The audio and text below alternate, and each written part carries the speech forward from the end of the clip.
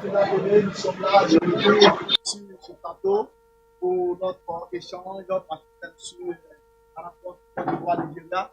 Je suis accompagné de Franck, je suis accompagné également de Diané et également de Victor Béré pour essayer de faire des décryptages sur la compétition qui peut se dérouler.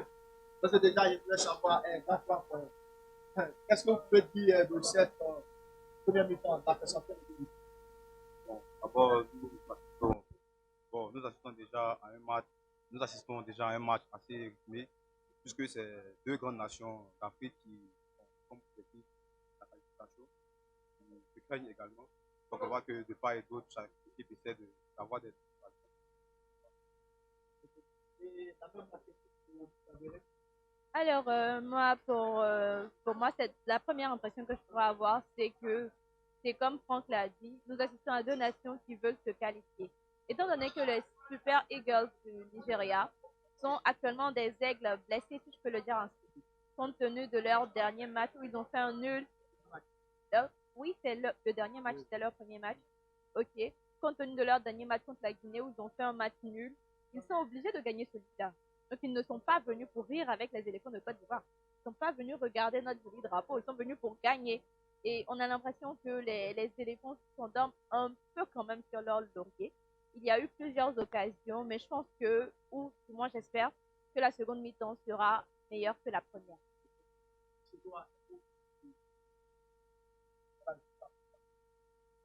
Nous assistons effectivement à un match très engagé. Nous assistons à un match très engagé de la part des deux équipes. Nous voyons qu'il y a un peu plus d'occasions du côté des éléphants, mais qui n'arrivent pas à les concrétiser. Nous espérons en tout cas que ce match continuera dans cette dynamique, dans cette physionomie.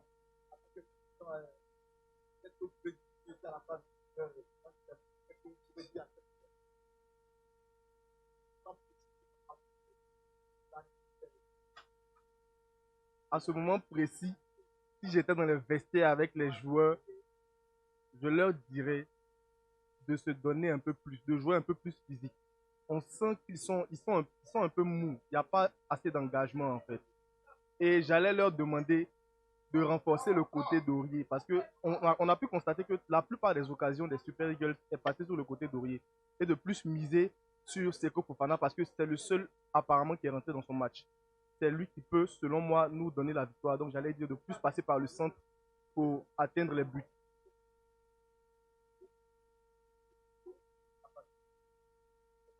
Donc, déjà, je pense que la part des pour les éléphants de Côte d'Ivoire. Alors, je leur dirais de plus se donner, encore plus se donner. C'est vrai qu'on a déjà 3 points, mais ce n'est pas déterminant, en fait. Si on remporte ce match, ça nous arrange plus par rapport à faire un nul. Donc, qu'ils ne se donnent pas sur leur laurier en se disant qu'on a 3 points, donc ça va, on peut être relax. Qu'ils ne soient pas relax, qu'ils soient comme des personnes qui veulent rentrer au paradis. On dit que le paradis appartient aux violents. Qu'ils soient violents. Quand je dis violent, je parle de violence en termes de jeu, bien sûr. Qu'ils se donnent encore plus et qu'ils soient encore plus déterminants, qu'ils se disent qu'il y a des supporters qui sont derrière eux, il y a des personnes qui comptent sur eux. Et donc, pour nous, nous qui comptons sur eux, qu'ils se donnent plus. Merci. Grand, un mot sur bon, bon, pour ma part, c'est vraiment adopté. Pour ma part, c'est vraiment adopté sur l'aspect physique. Parce qu'on voit que nos joueurs sont clairement dépassés par l'événement. Surtout que du côté de Trésorier, on voit vraiment, en fait, la VS se fait clairement ressentir. On voit qu'il se fait déborder par les latéraux ingénieurs, ce qui n'est vraiment pas favorable. Donc l'essentiel, c'est vraiment d'essayer d'apporter ce second souffle-là, qui est peut-être Senghor, essayer de le remplacer, et ensuite opter pour une tactique un peu plus latérale en faisant jouer nos grands alliés, à savoir Kwame et Rémi Boga, puis essayer de la bonne trace. donc, à ce niveau, déjà, comment Top niveau, top niveau, je top niveau. pense que au plus de détails, parce que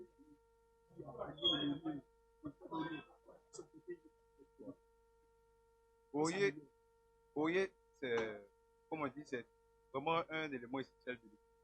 Mais là, on voit clairement qu'il n'est clairement pas dans son match. Peut-être dû à une fatigue, je ne sais pas. Parce que là, toutes les occasions nigérianes, à 80%, elle passe que par son. Donc, peut-être l'idéal, c'est vraiment d'essayer de le remplacer pour qu'on puisse apporter ce second souffle qui va peut-être nous permettre de canaliser l'offensive nigériane.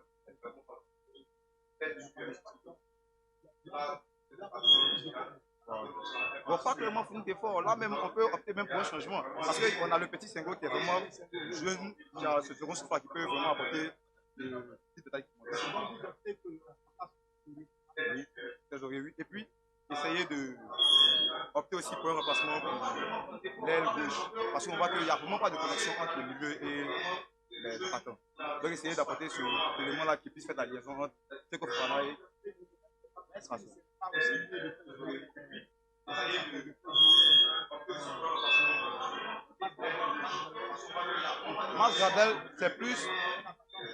Masradel, c'est plus pour l'expérience. Fin de match, il reste 10 minutes, il rentre, conserver, essayer de garantir ses coéquipiers, leur apporter ce effort mental là pour qu'ils puissent rester sereins. Donc,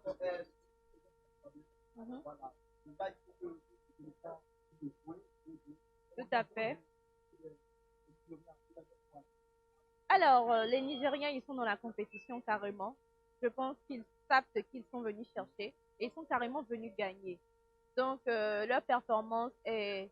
Moi, je pense que leur performance est à la hauteur de l'équipe qu'ils ont en face d'eux, c'est-à-dire les éléphants de Côte d'Ivoire. Ils savent que ce n'est pas une petite équipe, donc ils se donnent. Et j'aimerais aussi que les éléphants puissent prendre conscience de l'équipe également qu'ils ont en face d'eux. Parce qu'on a l'impression que dans ce match, on n'a que les Super Eagles qui savent qu'ils rencontrent. On n'a pas l'impression que les éléphants savent qu'ils rencontrent. Peut-être qu'ils pensent que les Super Eagles sont une petite équipe. Ils n'ont pas trop à forcer, ils n'ont rien à prouver. Et j'aimerais beaucoup qu'ils prouvent en fait. Qu'ils se donnent tout au moins autant que les Nigérians se donnent sur le terrain.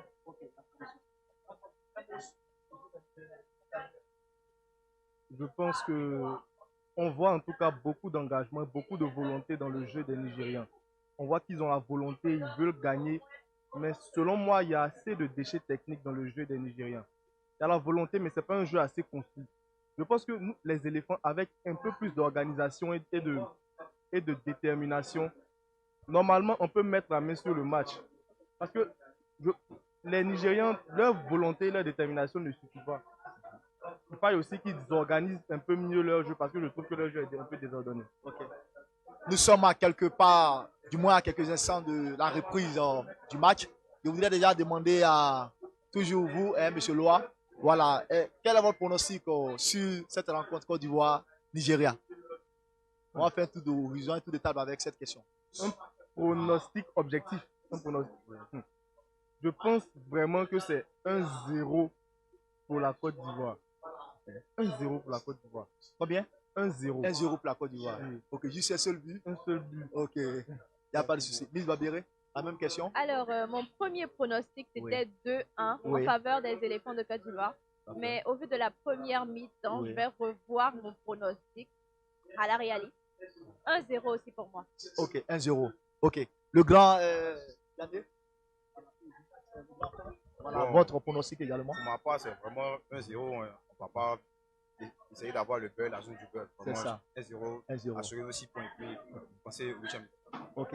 Maintenant, je pense que 1-0, ok. Et vous voyez qui déjà pour ce but sauveur? Qui donne un penalty de la Panthère? Franck Kessié. Ok. Ok. Il n'y a pas de souci. Ok, merci.